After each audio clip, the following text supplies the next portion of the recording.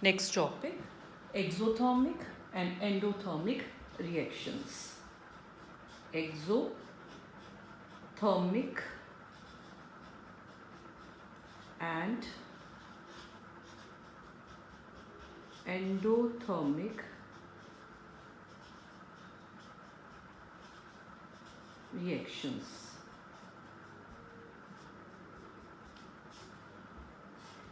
Exo means coming out, thermic means heat. Reactions in which heat comes out are exothermic.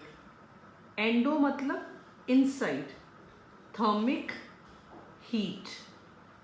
Those reactions in which heat is absorbed are called endothermic reactions. So exothermic are those in which heat is evolved. Example of exothermic reactions are burning of magnesium ribbon, burning of hydrogen, burning of natural gas, that is methane. When magnesium burns, it forms magnesium oxide with evolution of heat. Hydrogen burns to form water with evolution of heat. Methane burns to form carbon dioxide, water with evolution of heat. So burning reactions actually are exothermic reactions. Respiration is also an exothermic reaction. In respiration, the food that we eat, that will break down into simpler substances. When digestion of that food takes place, then that food changes to simpler substances, and the carbohydrate which is there in the food, when it will break down, it forms glucose. This glucose now combines with oxygen in the cells of a body. Glucose is C6H12O6. This is the formula for glucose. This glucose combines with oxygen which is in the cells of a body and changes the glucose to carbon dioxide and water with evolution of energy. This reaction is called respiration reaction. Since energy is involved in this reaction, so respiration is also an example of exothermic reaction. Now one note, all combustion reactions are examples of exothermic reactions. Come to the next part, endothermic reactions. Endothermic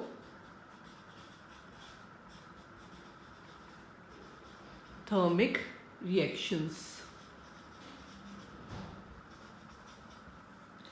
The reactions in which heat is absorbed. Reactions in which heat is absorbed are called endothermic reactions. Example, heating of calcium carbonate. When calcium carbonate is commonly known as limestone. When it is heated, it takes that heat and decomposes to form calcium oxide and carbon dioxide. Calcium oxide is commonly known as quicklime. This is commonly known as quicklime. So when calcium carbonate is heated, it absorbs heat to decompose to form calcium oxide and carbon dioxide. So note, all decomposition reactions are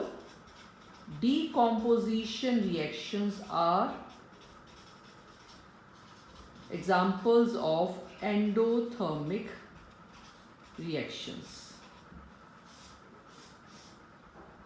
So this is about exothermic and endothermic reactions.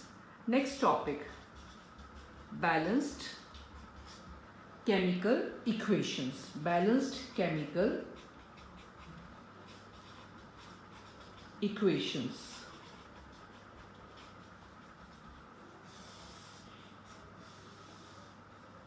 We need to balance a skeletal chemical equation. First of all, what is a skeletal chemical equation? Like burning of magnesium forms MgO.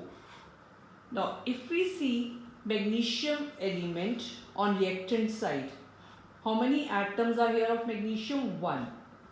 This side magnesium atom is also 1 in number. While oxygen, O2, there are 2 atoms of oxygen on the reactant side. While product side, there is only 1 oxygen atom.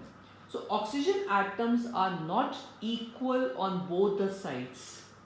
So we need to balance this skeletal equation. This equation where number of atoms of all elements are not equal on both the sides, reactant side and product side. That reaction is called skeletal chemical equation. We have to balance this equation. The reason is otherwise it will go against law of conservation of mass. So we need to balance a skeletal chemical equation to satisfy the law of conservation of mass. What is law of conservation of mass? This law states that mass can neither be created nor be destroyed in a chemical reaction. That is, total mass of elements on reactant side should be equal to total mass of the elements on the product side. If the mass will not be equal, there is destruction or creation of mass which will go against law of conservation of mass. Hence, the mass should be equal on both the sides, and that mass will be equal only if atoms of all elements on both sides are equal in number. So that is why there is a need to balance a chemical equation. Now, next, balanced and unbalanced chemical equation. Balanced and unbalanced chemical equation. What is a balanced chemical equation and what is unbalanced chemical equation? This equation is unbalanced chemical equation because number of atoms of each element are not same on both the sides of this chemical equation. Hence, this is unbalanced chemical equation. Now, balanced chemical equation.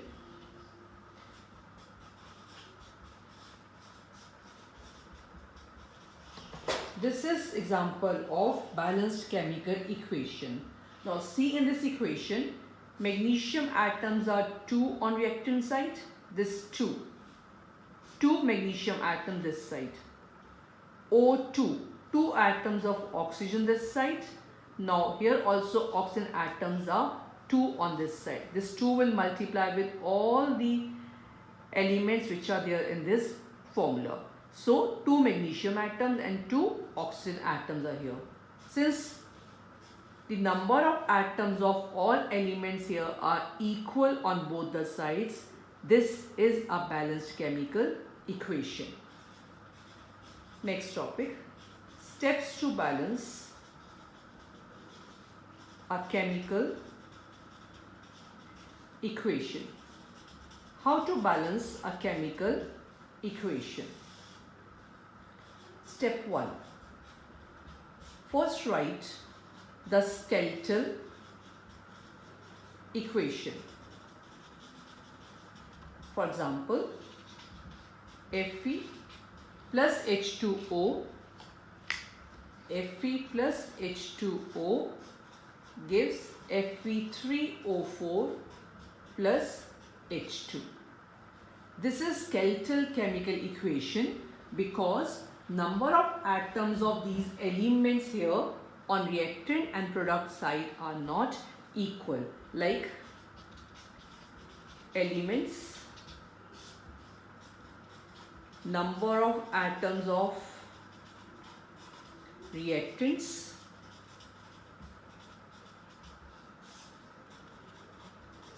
number of atoms of products. This is a step 2 to write the number of atoms of all elements on reactant and product sides. The elements here are Fe iron, hydrogen and oxygen. So Fe, hydrogen and oxygen. The number of atoms on the reactant side of these elements are Fe, only one atom on reactant side. Here Fe, 3 atoms on product side.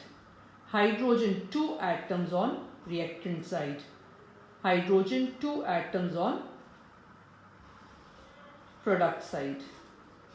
Oxygen, 1 atom, and here oxygen are how many number? 4 in number. First step, write skeletal equation, that is unbalanced chemical equation. Step 2, write number of atoms of reactants and products of all the elements in a reaction. Step 3, start balancing with an element that has maximum number of atoms on reactant or product side. See which element has more number of atoms. Oxygen on product side. Any side, whether reactant side or product side, that element which has maximum number of atoms, start balancing from that element. So first of all, we will balance oxygen element in this equation. In this equation, we have to increase the oxygen to 4 on the reactant side. So how will increase oxygen to 4 here? Oxygen on reactant side is present as H2O. To increase the oxygen to 4 here, will multiply the water molecules by 4. So Fe plus this whole formula H2O, which has oxygen, is multiplied by 4.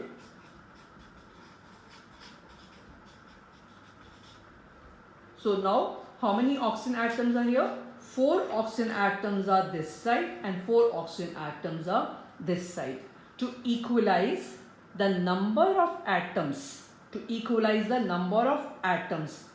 put the coefficient, this number that we have put here, put the coefficient 4 as 4H2O in front of the formulae of the compounds only. So in balancing, any coefficient we are putting up, that has to be in front of the formula of compound or in front of the symbol of an element only. This is a step 3. Now moving on to the step 4. After balancing oxygen atoms, now Fe and hydrogen atoms are left to balance. Pick any of these elements to balance. Let us balance hydrogen atoms. So hydrogen atoms are now, hydrogen are 8 this side. See 4 2s are 8. 8 hydrogen atoms this side. And now here hydrogen atoms are 2 in number. So we have to make hydrogen 8 on the product side.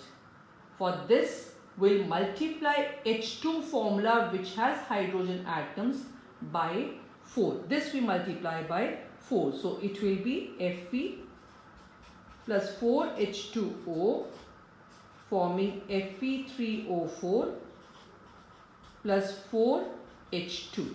So 8 hydrogen atom this side and 8 hydrogen atom this side, 4 oxygen atoms, and here also oxygen atoms are 4 in number. They are equal on both the sides.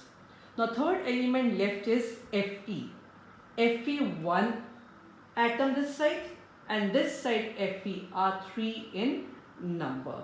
So to balance Fe atoms, we'll multiply this Fe with 3.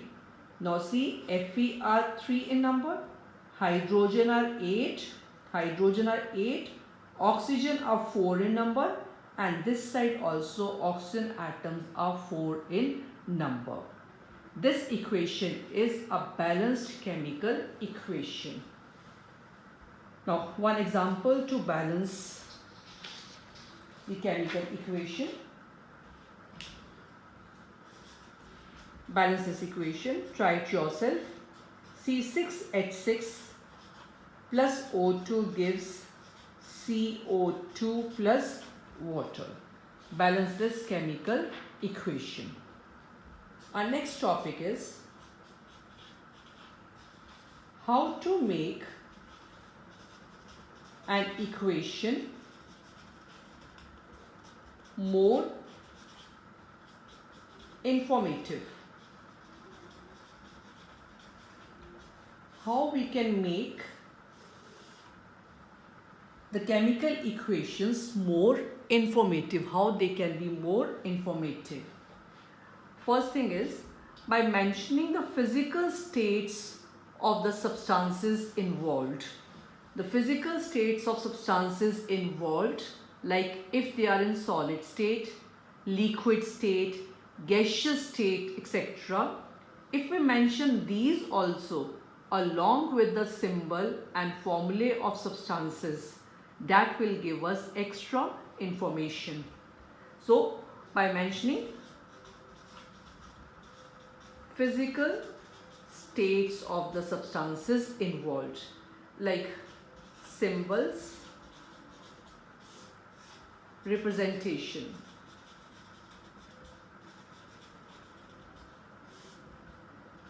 This symbol S in bracket is used to represent the substance in solid state. L in bracket is for liquid state. G in bracket or arrow that is going upward is for gaseous state. Then AQ in bracket is for aqueous. Aqueous means that solution is made in water, that this compound or salt is dissolved in water and then we are using it in a chemical equation. Arrow pointing downside is for precipitate formation in a reaction. Precipitate can also be written as PPT in short form. This triangle symbol is for heat. This triangle symbol is for heat. Now solutions made in water, solutions which are made in water, these are called aqueous solutions. These are called aqueous solutions and are indicated as AQ symbol. AQ symbol is used for those solutions which are made in water. Now note, reaction conditions are indicated above and or below the arrow in the equation. Now examples. First example is nitrogen in gaseous state when combines with hydrogen in gaseous state to form ammonia in gaseous state, then heat evolves. This shows that this reaction is exothermic in nature, and the conditions required for this reaction like a catalyst is required for this reaction, Fe2O3. Reaction takes place at a pressure of 200 atmosphere and at 700 Kelvin. Under these conditions, nitrogen and hydrogen, they will combine to form ammonia. Hence, these are the conditions of a reaction. These conditions are indicated above and or below the arrow in the equation. Second example, carbon monoxide gas when reacts with hydrogen gas to form a compound methanol. This compound is methanol. This is in a liquid state. This reaction takes place at a pressure of 340 atmosphere. So this is a condition for this reaction to take place. And next topic, types of chemical reactions. Types of chemical reactions. Chemical reactions are of 4 types: combination reactions,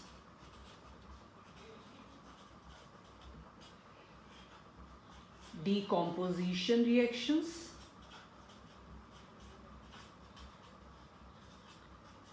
displacement reactions,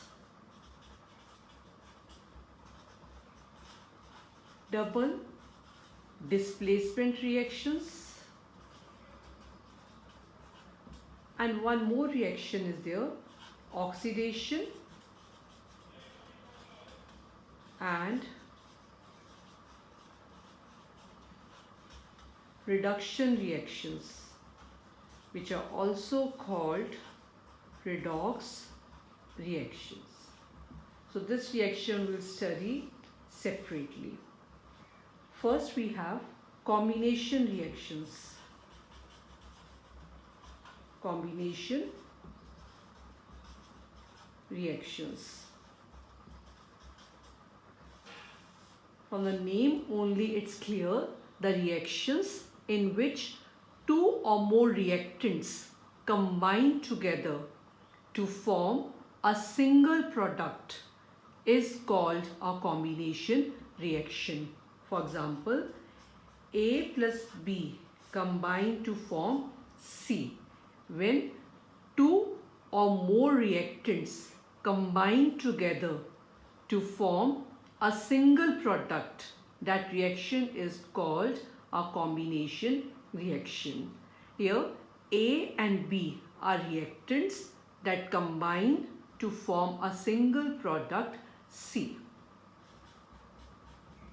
Like carbon reacts with oxygen to form carbon dioxide. So carbon is combining with oxygen to form a single product, carbon dioxide.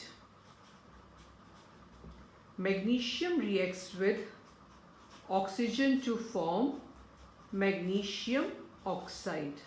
So magnesium combines with oxygen and they are forming magnesium oxide. All combination reactions, all these combination reactions are exothermic reactions. All the reactions are exothermic reactions, as heat is evolved in all these reactions. Hence, these are also coming under exothermic reactions. Now, one activity.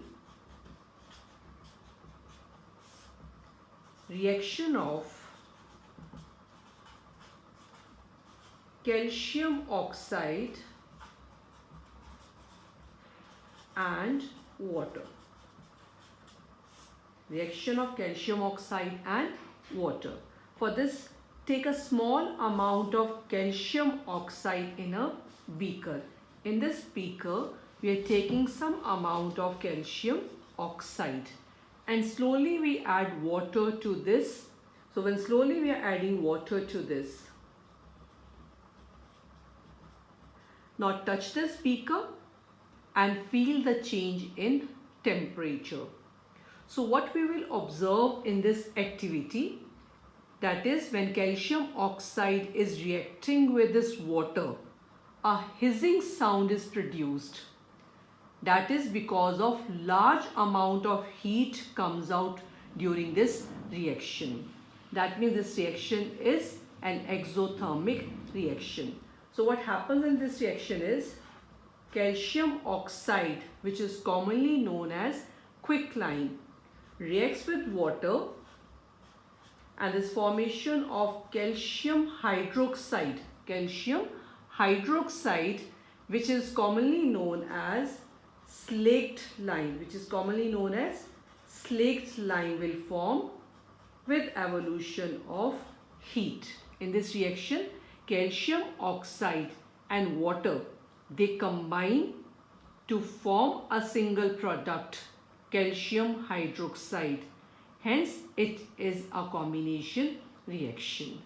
And this calcium hydroxide, that is slaked lime produced in this reaction, is used for white washing of walls. So this calcium hydroxide on walls slowly react with carbon dioxide in air and forms a shiny finish it gives to the walls because of formation of calcium carbonate. This slaked lime on walls slowly reacts with carbon dioxide present in air to form calcium carbonate, and that gives a shiny finish to the walls. So this is an example of combination reaction.